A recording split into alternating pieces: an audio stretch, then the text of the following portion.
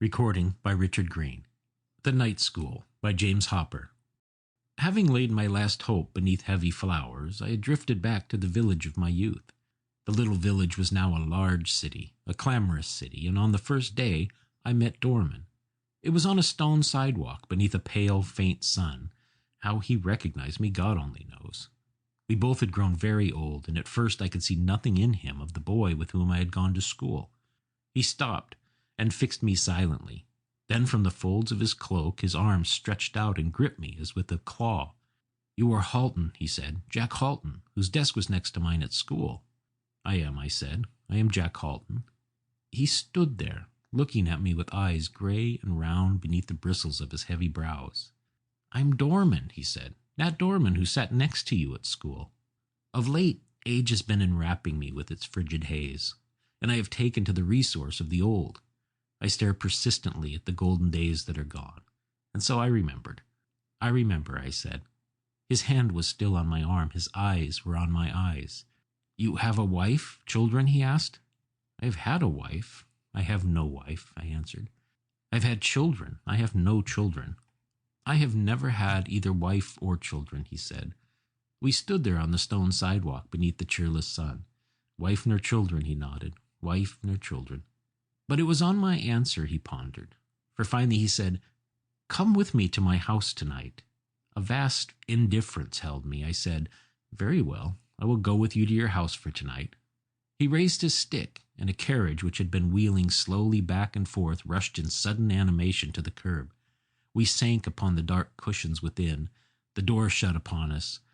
As we rolled along the streets I had known, now unknown to me, I noticed that his hands, folded beneath his chin on the top of his cane, trembled incessantly.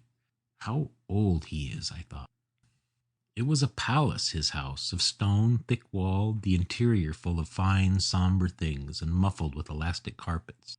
We dined in a high-ceiled oaken hall before a blazing grate. We held up our glasses to the flame and looked at the golden sun of our youth, the ruby blood of our youth. We drank the sun, we drank the blood, but our veins remained cold. We went upstairs to his room. 2 beds, heavily curtained, were in it against opposite walls. "There are 2 beds," he said. "You will sleep here with me in my room." I did not care. I answered, "Yes, I will sleep here in your room with you." I slept badly. The bed was heaped with blankets, but they were as heavy as a lid, and between the sheets I was as cold as in the tomb. I dreamed. A bell was ringing somewhere in someone's hand. It had a brazen, persistent sound. When it had ceased with the last rattle of clapper, a drum began to beat. Feet marched to the beat, many of them, light feet marching a little shufflingly. I could hear their passing from crunched gravel to a resonance of hollow wood.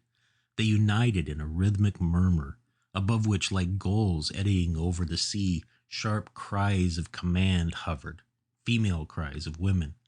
A door slammed to, with a clack as of a whip. The drum died abruptly. There was a silence, then a chorus of fresh young voices rose in song. A song which my bearded, critical self judged harshly, but which was soft to the heart of my youth. Though I thought that I must be asleep, thought that my eyes must be closed, I was aware of my host, in white, standing at one of the 3 southern windows. He too seemed to listen to the song. I heard him sigh a long, dolorous sigh. Then he must have returned to his bed. The song trailed away in a last long, gentle note, and now I slept undisturbed, a tenderness tugging at my soul. I awoke after the long night. The room was still dark, but when to my gesture a curtain whirred open with a noise as of wings, the day came in warm with sun. I stood at the window and looked out.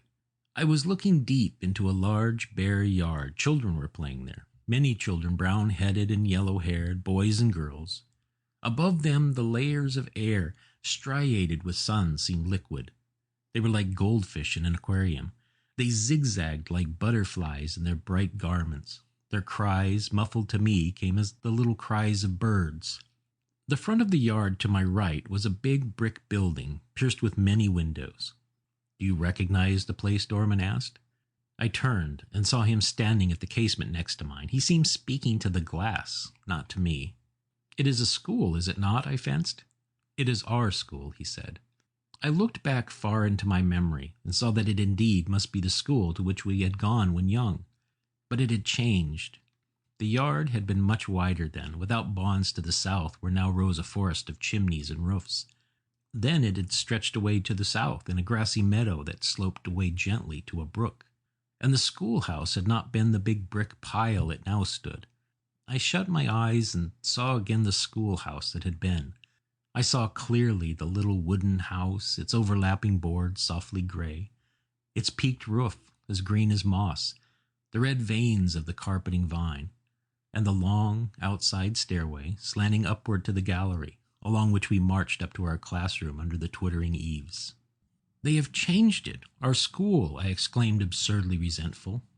"When I returned to this city," he said, "I built here next to the school. I don't know why I built here next to the school." A bell began to ring in the yard beneath me. The children's crisscrossing play halted abruptly and petrified in long, decorous lines. A drum began to beat, and the little ones marched into school. The many little feet stamped the ground together. The lines flowed forward.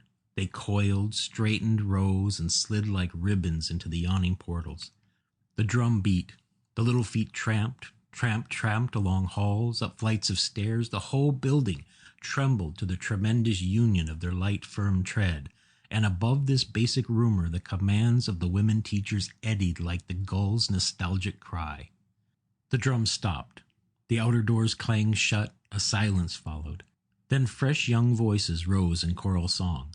"Why, it must be what I heard last night," I cried. But Dorman said, "It was not they. You heard the others." I did not understand him. I stayed again at Dorman's house, for he insisted, and I did not care. My sleep was troubled again that night.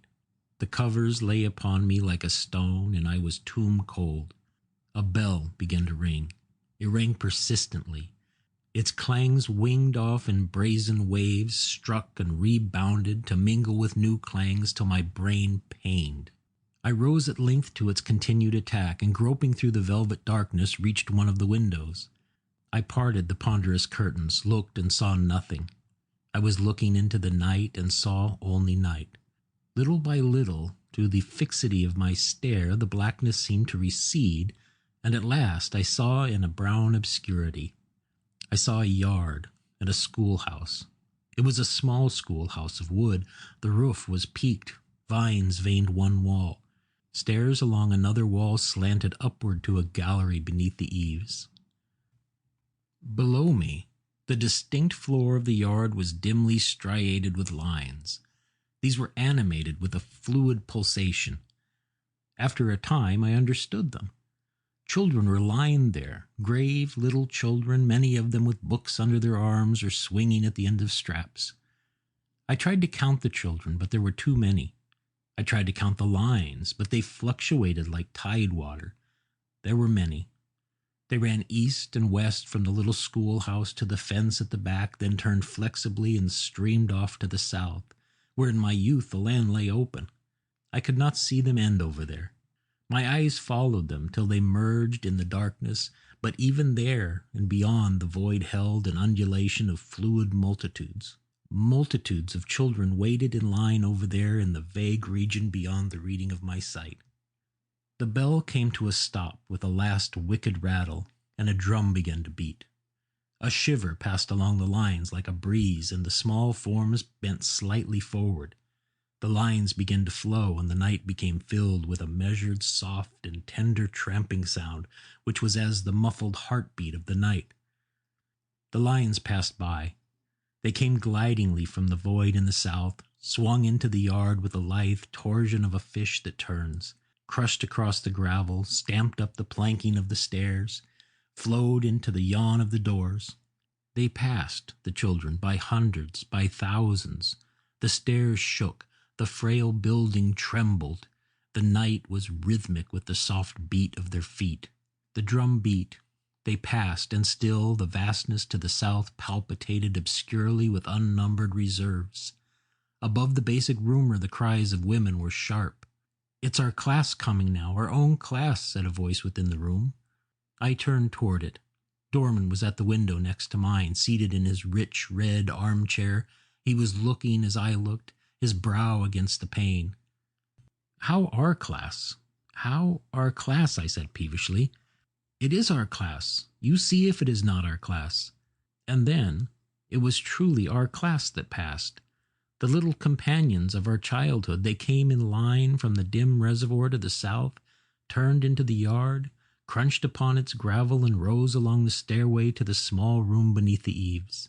Their familiar little feet hissed gently against the wooden steps, and we stood there, the two old men, each at his window, watching with cold brows upon the panes. Doormen, as they passed, told them off to me one by one, their names and their fate. I saw Jack Bennett, the butcher's son, and I remembered that I still owed him a marble. I saw red-headed Jack Stearns with his pale, up-tilted nose and the glass eye which had been our marvel and our pride, and Roscoe Miller, who had become a banker, and Starr, who had ended in the gutter, and Perry, who had wrecked himself against the things that will not move. Up the other stairs, which we could not see, I guessed the girls were passing, and I knew that among them was a frail, blue-eyed girl. Ah, how well I remembered her. But, I said, all those you tell me of have died. From his window, Dorman said, I have noticed that. All those that pass here have died. He added after a moment, and all those with whom we went to school pass here. The class is almost complete. And still they passed, and still Dorman told them off. Some had been poor, some had been rich, some had been comic and some tragic, but all had died. Ralph Dorn passed by. He had been my best chum at school. Ralph! Ralph! Went my lips, but made no sound, and he did not hear. But I knew now that all my life I had missed him and the frail blue-eyed girl. I knew now what had been ailing my life. Here is Keating, said Dorman. Watch him, he's always funny. To the stairs came a hunchback boy. He toiled up with much labor, but did not know that he toiled, for his eyes were ahead, far amid vapory visions.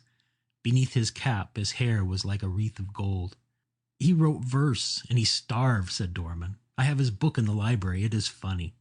The poet boy toiled up uncertainly. He zigzagged a bit from side to side. The cries of the women teachers eddied over him. He slowed up the line and disordered the march.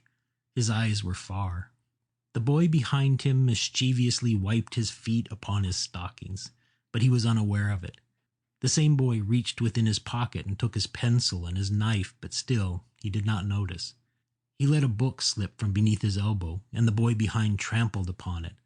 Finally, the boy behind gave him a push. The poet boy fell, his cap jerked off his head, his books scattered down the steps. A woman teacher picked him up and shook him ragefully, while the boy behind looked grave and reproachful. If I were there, I would protect him, I thought. If I were there, I would understand him. Who is the boy behind? I asked Dorman. It's Spike Martin, he answered. He has been the most successful of us all. His sons are multimillionaires. I noticed now that this was the end of all the marching. This was the last line. A length of it was still on the stairs, but the yard behind was already empty. It is the end, I said. Yes, he answered. They have all passed now. Our class is always the last. But wait, I said. Here comes another boy, I think. Are you sure? Said Dorman. I have not missed anyone. Yes, I am sure. From the vague somberness to the south, a dim form was flitting towards us. It neared. It was a boy running very fast, his books under his arm, his cap in hand. Who is that boy? Who is that boy? Dorman murmured. The boy was still in the twilight, not quite distinct, but he was nearing very fast. He seemed to pant for his school. Despite his fast running, his hair was orderly and a little damp with late combing, as though to the ring of the bell he had broken away from a mother's lingering touch. Who is that boy? Who is that boy? Mumbled Dorman. The boy was near, and something about his square shoulders, his sturdy legs, the way he swayed slightly from right to left as he ran, gave my memory unrest. Who is that boy? Who is that boy? Dorman cried. It seems to me I know. It seems to me I know, I said, my memory more and more restless. Who is that boy, Halton? Who is that boy? And suddenly I knew. It is you, Dorman. It is you, I cried. No, no, Halton, don't say that. Who is that boy? It is you. It is you, I cried. The boy came swiftly across the yard, leaped up the steps. He came to the poet boy, drew him aside eagerly, took his place. Then, with incredible quickness, he pulled aside boy after boy, till he was first and at the door. He vanished within. The boys behind, one after the other, vanished within. The poet boy, last of the line, vanished within. The door slapped shut. The drum stopped beating. There was a silence. I left my window, and going up to Dorman, placed a friendly hand upon his shoulder. And he was dead. Dead there in his rich, red armchair, his brow still upon the cold pane. I think I shall stay here always, and stand at the window at night, till out of the vague region to the south I see a boy come running, a last, late boy come running to join his dear comrades. End of the Night School. Recording by Richard Green. www.richardgreenmagic.com